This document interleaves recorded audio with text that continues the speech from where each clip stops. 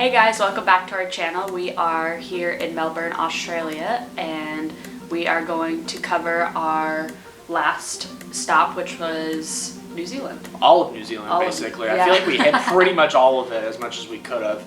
We hit Auckland, Rotorua, Queenstown, and Christchurch all within a 2-week span, so it was a little bit of a crazy 2 weeks.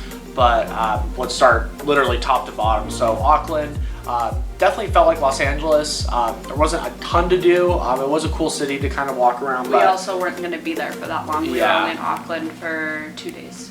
Main takeaway from it, there's tons of hostels there, tons of cheap accommodations, good food there, and that's really all that needs to be covered there. But moving on from that is Rotorua. Rotorua is known as like the adventure capital of New Zealand, at least for the North Island. We were there for 5 days, and we did a ton of different stuff. What did we? So going back, to where we started, we got a rental car. We were thinking about doing a camper van, which is what a lot of people do when they go to New Zealand, and now we understand why, because the driving in New Zealand is unbelievable. Like the sights, like you want to pull over literally like every 15 minutes to take pictures or to just get out and look. Like it's gorgeous. So it's something that we found like really cool is right after leaving a huge city, probably like 10, maybe 15, 20 minutes, rolling green hills with cows and sheep and like these beautiful, beautiful scenery just right outside the city, which was really cool.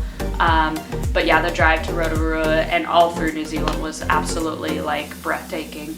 But in Rotorua we did a few things. Oh, on the way to Rotorua we did a hot sand beach, which is in the area. Actually, a lot of New Zealand has a lot of geothermic activity underneath the ground. And so this beach was just like the coolest thing ever. And it's mixing Brett and I's favorite worlds into one. Hot tubbing and beaching. Yeah. So you go out onto this beach and you do it when it's low tide. So you get pretty close to the tide and you just dig a hole in the sand and hot water rises. Yeah, pretty much one of the coolest things I think we've ever seen. Just being able to sit in like a hot water bath or like hot tub, I guess. We're at about 4 inches of water, 2 different temperatures. One of them's about 140 degrees. The average hot tub's about 100 degrees, so it's like scalding hot. And then the ocean's like 58, 60 degrees, so it's freezing cold. So it makes for a pretty nice experience. And as you can tell, we're only, like I said, about 4 or 5 inches of water. The best part is right behind us. Beautiful ocean. And then this happens. The tide comes in and ruins your hot tub. It's cold now. It was a crazy experience. Yeah, it was wild. Wasn't something you could ever imagine until you actually saw it for yourself. So we did that on the way to Rotorua, and then what did we do while we were there? We did some hot springs. There's a lot of hot springs. There's natural hot springs. There's ones that you pay to go to. So we did a little mixture of both.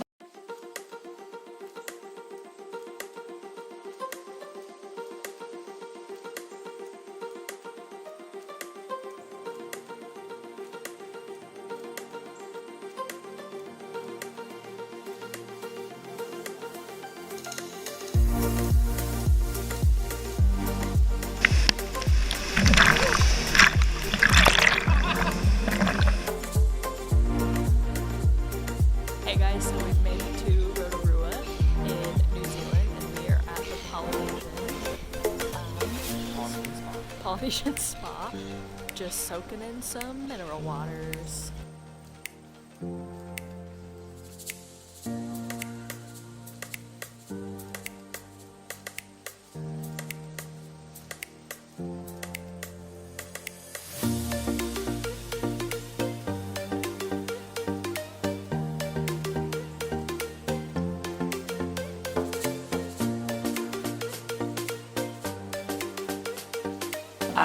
Which is super enjoyable. We love hot springs, and I prefer the nature ones where it's out in like you have waterfalls and like all the instead of like constructed pools like the ones that we which saw. are also really nice, but it's just I prefer the nature ones, so we tried to do a bit of that. What else? Rotorua was absolutely like which is funny. So originally when we planned to go to New Zealand, we were actually going to go out to the island of Waihini, yeah, something like Waihini that. or Waikiki or something like that, which is right off the coast of Auckland. You can take just a ferry. And when we were back in Tonga, we met this family who is living in New Zealand. They're from Michigan. And I'll put their link to their YouTube channel and their Instagram below. They told us, they were like, oh no, like you guys, like if we were going to recommend one thing in the North Island is to go to Rotorua. So after talking to them, I went back to the Airbnb and I changed our travel plans just because of them. So thank you guys. On a whim, yeah. Yeah, thank you guys for that. Rotorua was gorgeous. Like it was such a cool experience. If you're into hiking and outdoorsy and nature, it's unbelievable. But I think my favorite thing that we did there was the night like tree walk. Oh, the tree walk was awesome. It's again something you could never imagine until you actually do it. And it was funny just because we're from California and all these are California-based trees, and so when we went there, Yeah, the the employees were Redwoods. saying, "Oh, thank you so much for bringing your trees Yeah. with you." So that was a super cool experience, and that was like the last major thing that. But we it was did. cool. You just it was at nighttime and they had lanterns like hanging in the trees, which is really cool. And then you're suspended on these bridges that just are connected to the trees, and it's like a big walking path. And then there was one point where it went up higher, and I looked at Brett and I was like, because I don't do well with heights. But it was actually nicer, I feel like, because it was dark, so I couldn't really see the ground, so I wasn't as afraid. But yeah, it was super cool. And then yeah, that pretty much wrapped up the North Island. After that, we flew from Auckland to Queenstown, which is like a 2-hour flight. Yeah. So, and then Queenstown is technically like one of the adventure capitals of the world. So we went to Queenstown and we had a really good time. I think so. A lot of that has to do with the Airbnb that we stayed at, which was Yeah, our host family was outstanding. The best Airbnb experience by far. Not only, were they super friendly and they were very welcoming, gave tons of recommendations, but their home was outstanding. I mean, it had this gorgeous scenic view, it had a hot tub. Yeah. Room was, it felt like home. It was the one true Airbnb experience where you actually felt like you were being welcomed into someone's home. So Brett and Kat, thank you so much for bringing us into your home and welcoming us and allowing us to use your place. We will definitely be back in Queenstown. If anyone's ever into kind of the ski culture, like Park City, Utah or Aspen, Colorado, it definitely had that kind of feel and that price tag as well. Not a ton of inexpensive things to do, but nonetheless super fun. We got to ride up a gondola.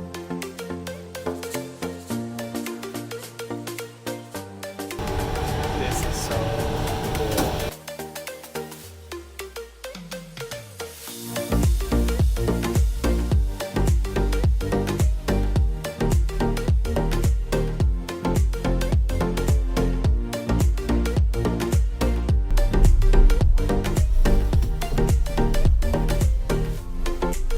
which is the view from up there is it's gorgeous. It's just overall the views of New Zealand. It's so untouched. It's so gorgeous. If you love outside scenery, even just a little bit, it's probably one of the best places to go for that. So. And in Queenstown, we found one of our top burger places ever. And we're big foodies and we love trying food in different countries and food all over the world. And we kind of make our top pizza list, our top burger list. This place, Ferg Burger, oh my gosh. Yeah. It tops. Yeah, it was definitely the top of our list. Just the one thing we also noticed in New Zealand is how fresh their produce is, their meat is, because they have all this land to let their animals graze, and they're only making food for roughly 4 to 5 million people. And there's cows everywhere, there's sheep everywhere, there's deer everywhere. Such a farm to table culture, which is it's so enjoyable. And this place, Ferg Burger, I mean, there are times where the line, they call it the queue here, the line is 2 hours long. Thankfully it wasn't that long for us, but yeah, outstanding burger place that we found in Queenstown. So but one of the main reasons that I personally wanted to go to Queenstown was to go to the Milford Sound. Good morning. It is way too early to be doing this. It's about 6 a.m. local time. We are heading off to the Milford Sound. We got a rental car, but gas is kind of expensive here, so And we don't really want to drive 3.5 hours each way. We'll let Yeah. someone else do it. that too. So, and Brett's probably slept all of 2 hours and 15 minutes. So, we're gonna take a little bus and get a little nap in while we head over to the Milford Sound. So, we have made it We out. made it after like 4.5 hours of driving, something like that. Yeah, with some sightseeing on the side. We have made it out to the Milford Sound, and we are about to get on our boat, which is right here, and the Sound.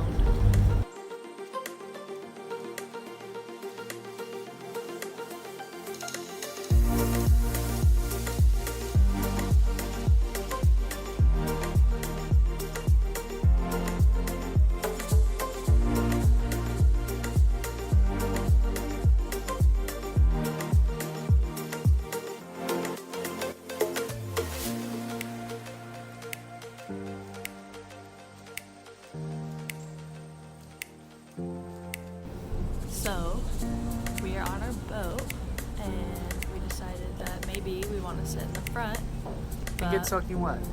we look on the ground, and it is soaking wet, so Pray for us. we're getting super soaked.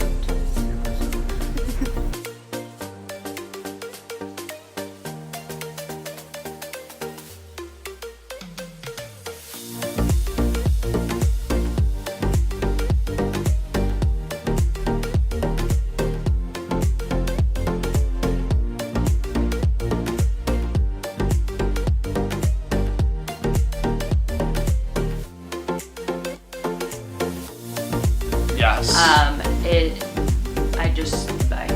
It doesn't It's feel just- real. Again, we Yeah. keep going back. It doesn't feel real when you're there. It feels like you're in a movie.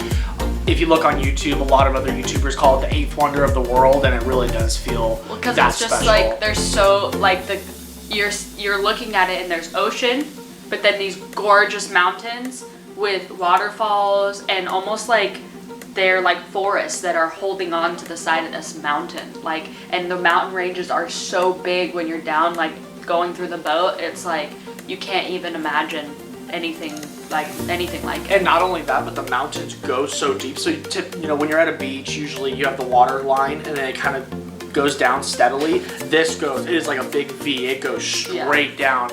They said that like cruise ships go in there and do like U-turns in there Yeah, to so basically it's turn around. So it's very, very deep. Yeah. And thankfully the weather cooperated with us, which the weather didn't cooperate us. And further, at a later time, but nonetheless, Milford Sound was a bit pricey. It was a whole day adventure, but absolutely worth it. 100% worth it. So gorgeous. And then, so the way that we kind of planned this out was that after that we went down to Christchurch for a few days. So in Christchurch, we kind of just tour around the city, and I don't know how much everyone knows, but Christchurch has been through some earthquakes, and the city it honestly didn't seem so bad. Like No. it was also a while ago. It was eight years ago. Yeah. So the city's doing really well, and I think that we saw like we saw a church that was still recovering and stuff like that. But overall, like they're doing really well, Mm-hmm. and it's a beautiful city. Definitely a little bit more inexpensive if you're looking for more budget travel, but there's definitely still stuff to do. Great restaurants there, great And I think, people. Yeah, my favorite thing about Christchurch, and like a reason I would consider moving there, is that you get everything in one city. Like you're technically on a coastal, like you're in a coastal city. So there was one drive that we did up to this lookout point, and you're driving and you're like, okay, here's a coastline and I see the ocean, how pretty. And then you turn this way and it's green, rolling hills with sheep and cows, and like you're like, how are these two worlds colliding in one? It's unbelievable. But that'd be a city where you could go snowboarding and surfing and do Dirt bike all of your riding. activities in one day almost. Yep. Similar to LA, where like everything's either a short flight or a drive away. Yeah. Christchurch kind of has that same feel as well. So really enjoyed that about Christchurch. But yeah, like we were saying, the way that we planned the trip was probably not the best idea that a we little had. scatterbrained, but So we flew into Queenstown. We stayed in Queenstown for a few days, and then we drove from Queenstown to Christchurch, which is about a 7-hour drive. Yeah. And then on the day of our flight, which was back out of Queenstown to Melbourne, we had to drive back. So Brett can tell you a little bit more about so what we happened drove there. back. We were like halfway through the drive, and I had internet. I'm like, hey, I'm gonna just check the status of our flight. Get a big red message, canceled. We start freaking out. We pulled over. We're like, we need to get to Queenstown regardless. We drive all the way up there. Come to find out, the planes couldn't come in to the Queenstown airport because of weather-related issues, and Virgin Australian just said, hey, it's weather-related. We can't really help you. And so, long story short, we had to stay in Queenstown. I'm out a bunch of points and miles, out some cash as well, which I'm still a little irritated about that, but nonetheless, we were able to, the very next day, get out of Queenstown, come to Melbourne. We've been here about 48 hours. Haven't really been able to do a ton, unfortunately, but the one really cool situation that was brought upon us is that we were here for the grand final. And the grand final is, the AFL grand final, which is basically their Super Bowl for what they call footy, Australian football. And we got to watch that and interact with some fans and chat with them about the sport. So we didn't get to see a ton here. We'll definitely be back, but we're actually, as soon as we're done filming this, we're headed to the airport to fly a 9-hour flight to Singapore, and then a quick layover, and then about an 1.5-hour flight to Kuala Lumpur. So that's kind of been the last 2.5 weeks. It's been crazy. Yesterday we had a full inside day. We crashed, took naps. Probably slept for like 14 hours, if not more, maybe like almost 24 hours. I think we finally hit like our breaking point of we need to really start slowing down, which is exactly what we're going to start doing here in Kuala Lumpur. We're going to be there for a month so we can fully unpack our stuff, actually let our hair down a little bit, have lazy days, but we're still going to be sure to adventure all over Malaysia while we're there. So was there anything else we needed to kind of cover or talk about in terms of New Zealand? Definitely on the top of our list to live. Absolutely. Yeah, we would love to live there. We put that, when we went to Australia last, we were like, okay, we could definitely live here, but now we are putting New Zealand, I would say they're honestly side by side. Like, not one better than the other. They're just like different in their own good ways. And each have pros and cons. Yeah, but we definitely considering New Zealand. We love it. Yeah, so that's basically it for now. We're gonna get on a flight here pretty quickly, but we have tons of content coming up, tons of stories. We're gonna see how Malaysia goes. Our first initial impression is very inexpensive, which is good for us, obviously. But we'll get more into that when we're there. Yeah, we're gonna cover that. We'll let you know. Yeah, it's gonna be a continued wild ride, but as we always say, we're still doing it. We're still doing this, and that's all that matters. So thanks again, guys, for tuning in. Appreciate it, and we'll see you guys in Malaysia. Take it easy. So today has definitely been one of our more difficult travel days, I should say. If you ever see a vlog where two people say that you should travel full time, don't listen to them. They're insane. So yeah, it's been a little rough today. Yeah, we got delayed, we got our first flight that we were supposed to get to Melbourne canceled. So then we stayed the night in Queenstown, and then we get to the airport. First flight goes fine. And we almost left our bags because we're really good at this. And then get to the lounge, we're hanging out, and then we get to our gate and they say, oh yeah, it's delayed. So just the many perks of traveling full time. You got great hair flow, tired eyes, fire. Not bad. And we are exhausted, but still having a great time.